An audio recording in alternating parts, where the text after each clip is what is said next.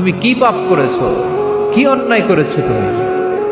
তুমি আগে নামাজ, এরপর কুরবানি। নামাজ আছে যাদের, কুরবানি আছে তাদের।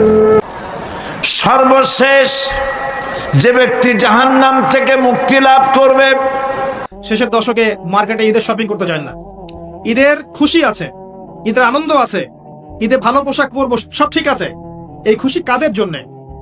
কিছু কিছু রাজনীতিবিদরা বলে জনগণই সকল ক্ষমতার উৎস, জনগণই নাকি সকল ক্ষমতা সকল শক্তির উৎস। বান্দা যতক্ষণ নামাজে থাকে ততক্ষণ আল্লাহর পক্ষ থেকে একটা রহমতের ফেরেশতা ওনার মাথায় ছায়া হয়ে থাকে। বিড়ালের মতো 500 বছর বেঁচে থাকার কোনো লাভ নাই, সিংহের মতো 1 ঘন্টা বাঁচতে চাই। একটা কথা জীবনের সাথে সেট করে নিতে হবে, আমি জিতি নয় শিখি, আমি কখনো হারি না। আমি